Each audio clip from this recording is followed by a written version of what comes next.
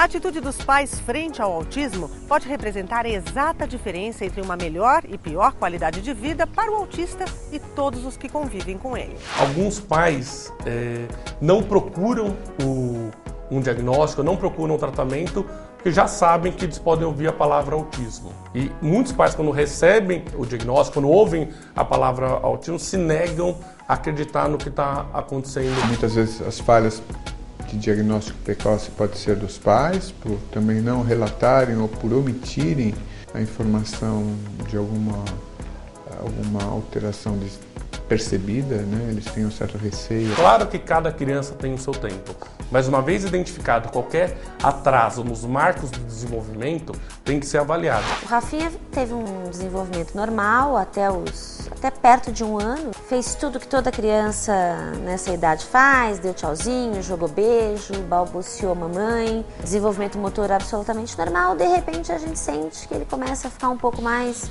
introspectivo, um pouco mais quieto, parou de chamar, parou de buscar esse contato e foi ficando muito interessado em alguns brinquedos específicos que produziam movimentos repetitivos. Busquei no pediatra e tive muita sorte de ter um pediatra que de cara reconhecesse ali um comecinho de regressão, que é comum no caso de autismo. Nem sempre na prática isso acontece. Muitas vezes por falha na formação do profissional, outras vezes por um tempo escasso das consultas pediátricas, um tempo curto, onde o médico não tem a possibilidade de observar bem as reações da criança. No caso do Rafinha, o pediatra reconheceu logo os sintomas do autismo e encaminhou para o neurologista. O diagnóstico do Rafael demorou 5 minutos dentro do consultório do neurologista e é um diagnóstico clínico. O diagnóstico é fundamentalmente clínico. O que os exames podem nos mostrar é afastar outras doenças mentais que possam estar confundindo no seu diagnóstico. O neurologista é um dos profissionais que tem competência para isso. É evidente que ele precisa realmente, para poder fazer um diagnóstico mais precoce, ter uma experiência mais longa. É o momento que o chão se abre, né, e te engole, porque toda aquela expectativa que você tinha em relação a um filho, desde a gravidez, o segundo momento é a negação. Então, não é possível que isso esteja acontecendo comigo, que alguém possa ter dado esse diagnóstico, né, em tão pouco tempo, em 5 minutos. Muitas vezes a família nega a ida de uma criança em tenra idade para um profissional que trata de doença mental. Mas não tem outro profissional que possa determinar com precisão esse tipo de problema. Começa a pesquisar no Google, né? Tudo que tinha sobre autismo. A gente começa a ler os sinais, os sintomas, e eu ia fazendo assim, ticando do lado deles, porque era a descrição do comportamento do Rafael, daquilo que tinha me chamado a atenção no Rafael, né? Então, na verdade, toda essa fase da negação durou muito pouco. O diagnóstico é clínico. Esse tipo de diagnóstico, ele deve ser bastante criterioso, cuidadoso e rápido. E aí você parte para um próximo momento, que é o que eu posso fazer para ajudar. Isso é uma sentença de incapacitação do meu filho para o resto da vida? Achar que a criança autista tem que ficar blindada, enclausurada e não se desenvolver, isso é a ideia do passado. As crianças autistas, elas progridem. Existem muitos instrumentos que você pode usar e lançar a mão para ajudar no desenvolvimento dele, né? E para tornar a vida dele muito melhor do ponto de vista prático, né? Muito mais funcional e, acima de tudo, muito feliz.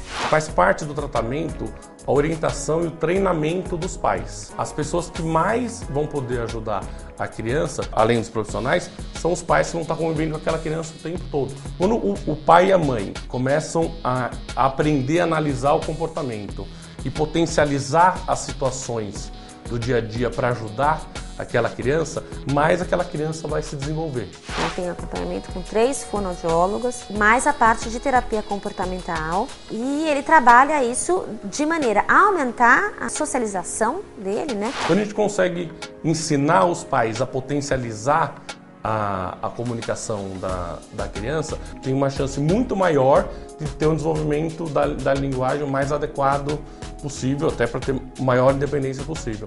Uma família que não é treinada pode, sem querer, começar a oferecer as coisas e a criança não sente a necessidade de falar. Quando você tem um filho com uma dificuldade de comunicação, o teu instinto é ajudar ele. Deixa as coisas mais fáceis na mão. Na verdade, a gente teve que se reprogramar para fazer exatamente o contrário, tirar tudo da mão dele, né?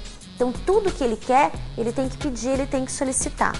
Isso é uma premissa de todo o acompanhamento dele.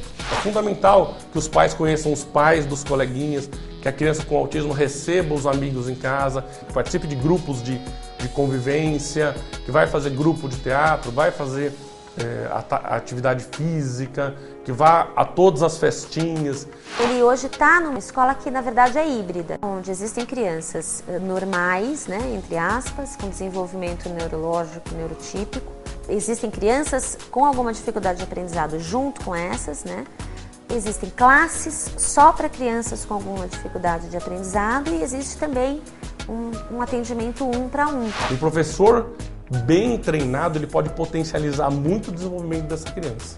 O primeiro passo é a gente transformar o aprendizado para uma coisa mais prática, com dicas visuais, com dicas de objetos concretos. A alfabetização dele foi toda preparada, né? Mas ele está alfabetizado, ele lê, ele escreve regularmente. Foi um esforço de adaptação de material e de adaptação de método. Ele brinca com outras crianças, ele tem toda a convivência de outras crianças e de professores e toda a situação escolar preservada. Normalmente, os autistas são muito ligados à rotina. É essencial que ele saiba o que vai acontecer. Então ele tem lá o quadrinho de rotina dele, todo dia quando ele mesmo acorda, ele vai lá no quadro e começa a organizar a rotina dele, que ele acordou, ele tomou o leite, aí ele vai para terapia, aí ele vai tomar lanche, aí ele vai brincar, aí ele vai almoçar, escovar o dente, daí por diante. Ele mesmo, sozinho, organiza aquilo. Qualquer alteração nessa rotina para ele é muito complicado. A gente tem que negociar sempre. Ele acaba tendo muito menos episódios de frustração e muito menos momentos disruptivos, né? Que é aquela tal da birra, o chilique. Birra ou chilique não é característica de autista. Normalmente é tática de qualquer criança. A criança pede o brinquedo e o pai fala não. Então ela começa, pai, quero brinquedo. Depois começa a gritar, daí se joga no chão, começa a xingar, se debater. Daí bateu a cabeça na parede. Daí o pai não aguenta e dá o brinquedo. O que a criança entendeu disso? Que conforme ela vai variando o comportamento, quanto mais inadequado o comportamento, maior a chance dela conseguir o que ela quer. Ele tá lá no meio de um momento disruptivo dele lá. Nossa, mocinho, você não tem vergonha, não? Você não dá educação pro seu filho? Falam pra mim, né? Você não dá educação pro seu filho com esse tamanho se jogando no chão, né? Aí você vira pra pessoa e fala, olha, desculpa, mas ele é autista. Ele é o quê? Artista? Não, ele é autista, né? E é difícil, ainda existe muita desinformação. Quando a criança tá lá, se jogando no chão, se debatendo, assim, claro que a gente vai cuidar para que a criança não se machuque nada, mas ela não pode ficar com a sensação de que aquele comportamento inadequado leva os pais a comprarem o brinquedo. O Rafael é muito afetivo, ele abraça, ele beija, ele se importa, ele tem um grau de interação muito, muito alto, né, com as pessoas que o cercam mais de perto, e principalmente com a irmã. Trabalho fora todo dia, quando vai chegando no final do dia, ele já começa a me solicitar, ele vai pedir, cadê a mamãe, né? A gente conseguiu ganhar do autismo.